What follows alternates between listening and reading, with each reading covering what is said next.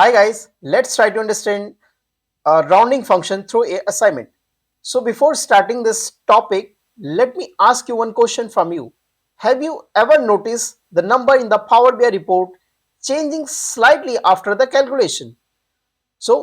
Because many developers use rounding function incorrectly, which can create inaccurate financial reports and misleading KPI in the real business dashboard. So in this video, through a assignment, you will learn how to DAX rounding function actually work, when to use rounding, round up, round down, M round, ceiling and floor, and how to control number precision correctly in the Power BI model. So let's jump on the Power BI. I'll give you one situation. You're working in a company and your senior manager asks you to fix aging issue in the reports. So you get a message like this and they are just troubling to figure out the actual age from the customer. So what they want you to digging into the customer records and to see what can figure out. So when you get a such message, what come in your mind? Basically, there is some key object to come in your mind. So what is that? So first you need to add a column in your customer table and calculate the age. First thing. Second one, use the rounding function to make sure the age are defined properly and formatted as whole number, right? That is two things you need to do. So let's jump quickly on the Power BI and do that practically. So I'll open the Power BI and open the customer lookup table. There all are customer located. So in that there is a customer birthday, this one. So let's do format it so that you can understand it. So that is the customer birthday and you need to calculate the age through the today what the customer are. So let me add one column there in the last and add calculate it through the DATEDIFF functions. So how can you do that? Let me do.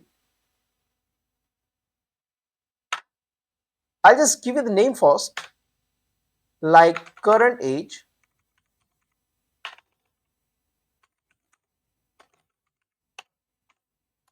hit enter, and there's a functions DATEDIFF to calculate between 2 days aging. So that is DATEDIFF, hit enter, and the first date is customer birthday, right? And how we calculate from the today date. So there is a today functions. So it would be dynamically in tomorrow, and when you open that Power BI, it keeps changing as per the today date. Enter. Now I'm calculating what I'm calculating is a date. First we need to put the comma and the day, and that is the done. So what we calculated? We calculated the total days of that customer. If I divided it from the years, so we can get the age.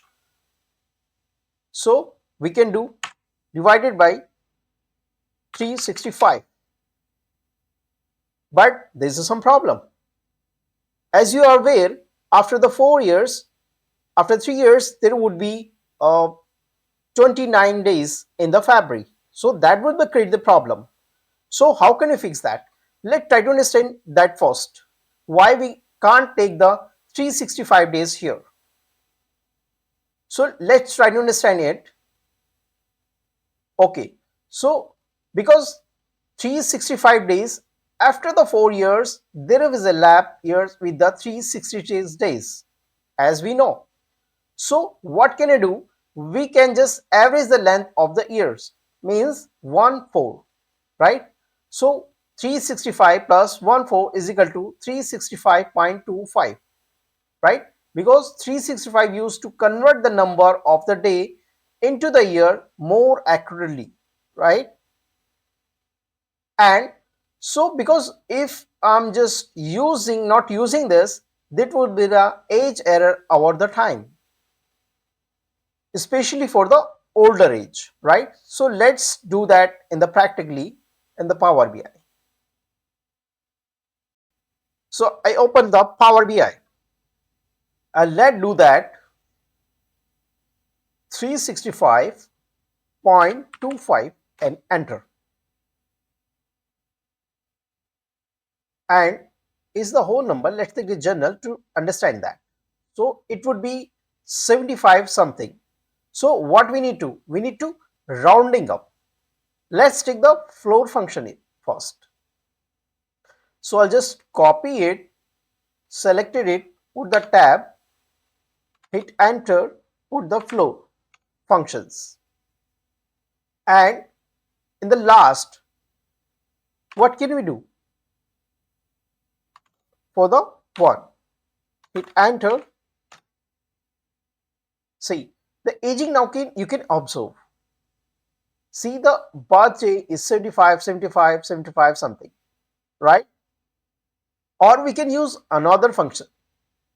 That was the rounding down.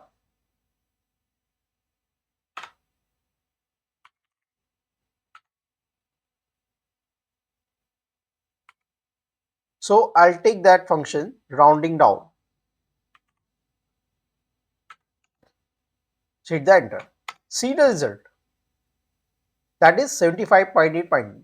So in that situation, we can put the 0 here. And now you can see the result. So both are the same. I hope you understood this problem and the solutions.